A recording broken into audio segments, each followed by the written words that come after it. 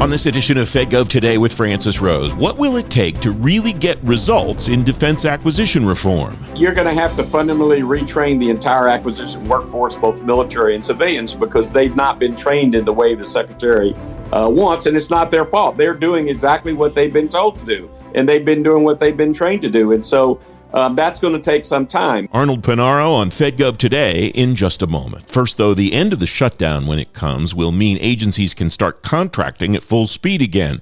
But that may take some time after the longest federal government shutdown in history. Mike Darios, the outgoing Deputy Assistant Secretary for Acquisition at the State Department, will tell you what to expect on the new FedGov Today TV. You can watch the show on the FedGov Today YouTube channel anytime, and it's available on our website at fedgovtoday.com. Several acquisition units at the Pentagon are getting new names and new missions. The new acquisition transformation strategy from the department says it will, quote, prioritize three overarching outcomes for a transformed acquisition system. Secretary Pete Hegseth released his reform plan in a speech on Friday. Major General Arnold Punaro, U.S. Marine Corps retired, is Chief Executive Officer of the Punaro Group and Chair Emeritus of the Board of the National Defense Industrial Association. He's author of the book, The Ever-Shrinking Fighting Force.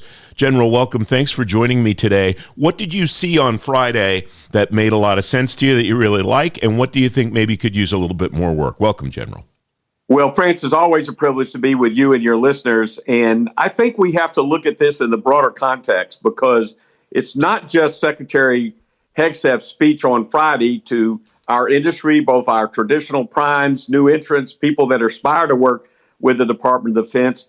But when you think about the three elements that make up our warfighting capability, we refer to it as the Iron Triangle. It's Congress, it's industry, it's the Department of Defense. And for the first time I can remember, and you and I have been doing this for decades, all three legs of that triangle are working on reform. We have in the Congress the Forge Act and the Speed Act. We have in our industry very willing to make the kind of adjustments we need to create the capability our warfighters need. And in the executive branch, it's OMB and the changes in the federal acquisition regulations. Now it's this huge adjustment that the Secretary brought to a fore on Friday, which started a number of weeks back with major changes in the way we determine requirements. Now we're looking at the part about how we acquire those requirements, how do we budget for those requirements, how do we streamline the process. So I would say, as someone that's been through this, as you have, for many, many decades and been somewhat skeptical of previous reforms, I think we are looking at the potential of some incredibly positive changes in an area that's long overdue. So I like that. I think the main thing that I'll be looking for is how much of the bureaucracy and how much of the streamlining is really going to happen. You know, we have 187,000 people in the acquisition workforce, 35,000 contracting officers. The Defense Contract Management Agency has over 12,000 people. In the Defense Contract Audit Agency, we use an audit firm that doesn't meet general accounting standards. How much of that is really fundamentally going to change? But again, in terms of the changes the Secretary directed on Friday, I'm extremely positive about all of them. You get to the details, as always, General, that I do want to make sure we talk about. But before we get to how to make some of these things stick, I read from the acquisition transformation strategy. Under this aggressive strategy, the department will prioritize three overarching outcomes for our transformed acquisition system: field technology and modernized systems at a rate that outpaces our adversaries, increase production capability and deliver wartime surge capacity for key capabilities, put the entire acquisition system and the industrial base on a wartime footing with the urgency and mandate to accept more risk. That strikes me as maybe the most difficult piece of this, to get all three of those ends of the Iron Triangle to align to, the willingness to accept more risk. What do you think will drive that, besides the department saying this is what we expect from now on? I mean, the only thing that's going to drive that, if the people at the department at all levels, not just at the Secretary of Defense level, really believe that and are willing to allow industry and their government partners to do that. The government is risk-averse. They have very little concept of the value of time or money, which is, of course, what we live every day in industry. And we in industry would love to take risk, but you don't get rewarded for risk and you get punished for risk. And so that is a fundamental change that has to occur.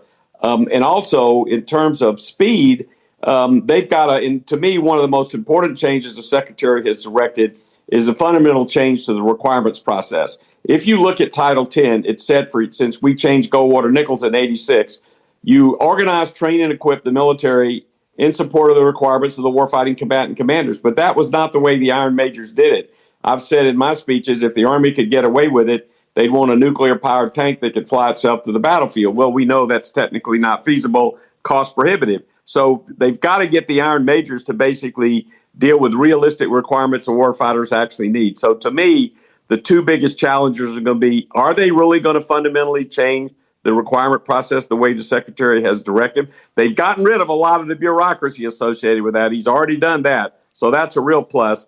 And are they really going to put their money where their mouth is when it comes to risk? So the problem statements that Secretary Hegseth talked about on Friday, I heard in my head as he was talking about that, industry leaders all over the country saying hallelujah. I don't think that actually happened, but that's something that industry has been saying for a long time. Just tell us what you need, and we can tell you how to solve that problem. What will make that stick in particular, Arnold? I think if they basically start working with industry early on in the process and not just have the Pentagon and the Iron Majors put out a request for proposal with key performance parameters that no one's looked at in terms of they're technically feasible, how long is it going to take, how much is it going to cost. They've got to work a partnership with industry. They talk about it all the time, and they want more people to work in the defense industrial base. They want us to expand capacity and everything. But to do that, it's got to be a partnership. It can't be a one-way street. I'm encouraged by Deputy Secretary Feinberg, Acquisition Chief Duffy, R&E Chief Emil Michael, the service secretaries, their unders.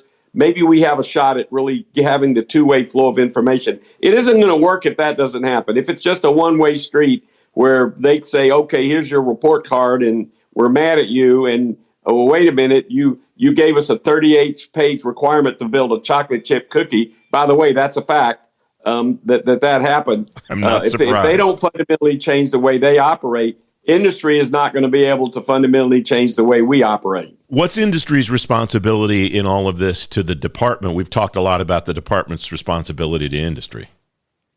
I think our responsibility is for our CEOs to be candid with the department and tell them what will and won't work, rather than just sitting back and, okay, we've got a shot at getting $1 billion program. We don't want to rock the boat. So we know this really doesn't make a lot of sense, but we're going to bid on it. We're going to do it. So I think we have an obligation to government to shoot straight with government and work in a true partnership.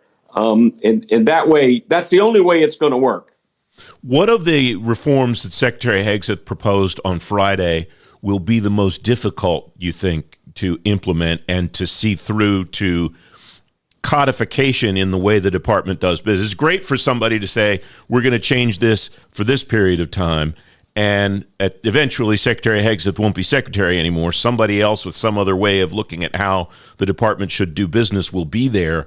And so when I say make it stick, and I know I've used that term a couple of times, that's what I'm referring to. How do we see if these reforms become the de facto way the department does business, instead of being a reform for a little while and then we go back to the way things were before? Well, you're gonna have to fundamentally retrain the entire acquisition workforce, both military and civilians, because they've not been trained in the way the secretary wants, and it's not their fault. They're doing exactly what they've been told to do, and they've been doing what they've been trained to do, and so that's going to take some time. And just like it took time when we changed the Goldwater Nichols in '86 and made the fundamental change in the operational chain of command, civilian control of the military, my boss, Senator Nunn, the intellectual framer of Goldwater Nichols, he felt like it was going to take 10 years for the changes to really take place. Now, I don't think it'll be 10 years for this, but if we see, and the Congress has got to make adjustments. The Congress is going to have to be willing to give longer multi-years,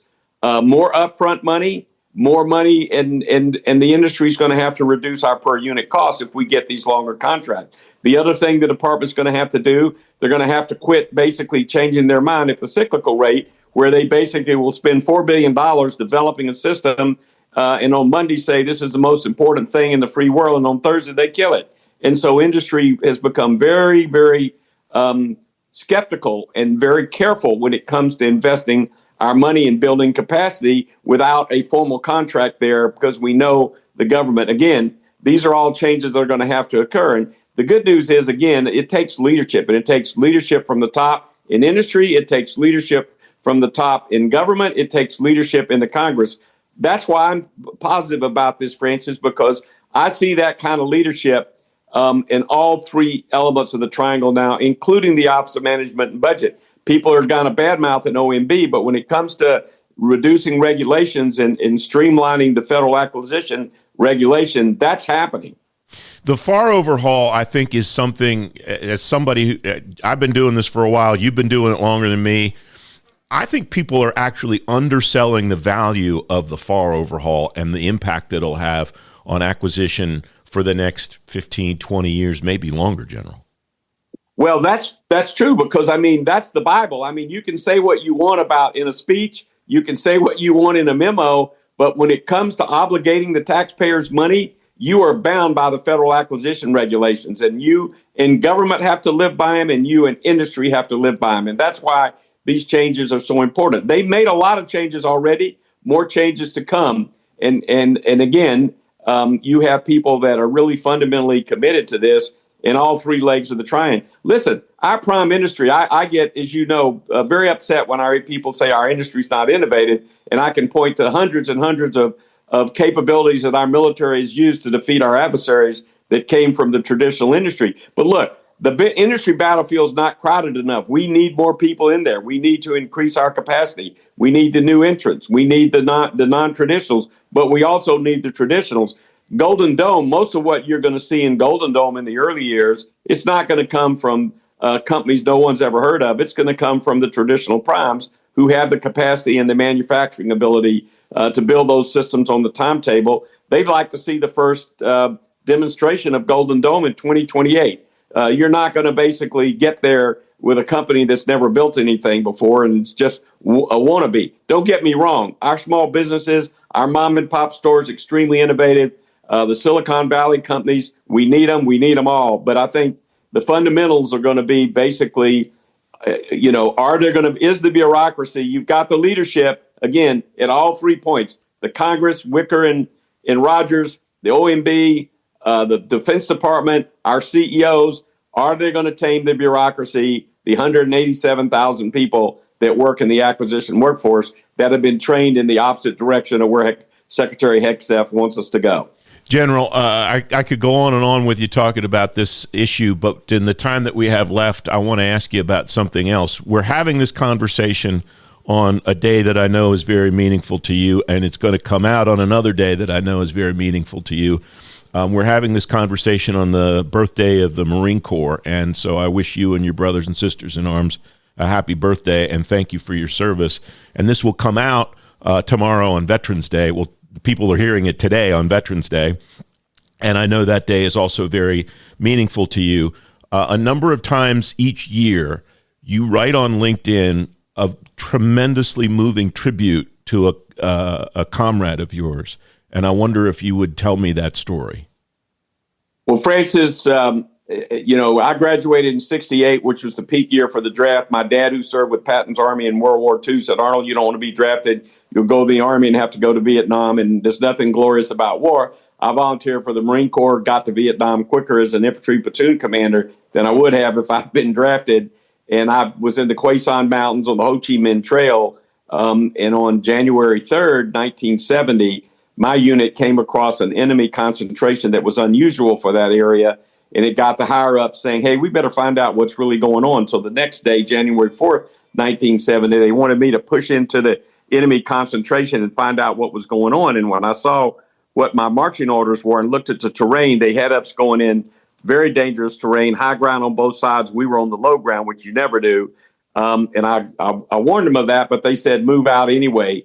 And so what I did is, typically in the triple canopy jungle, you keep your people close together so they don't get lost. So I spread them out. Unfortunately, we did get ambushed. My Navy medic, Corbin, got hit. I'm out in the open giving him first aid. He had a very serious wound that I had to patch up.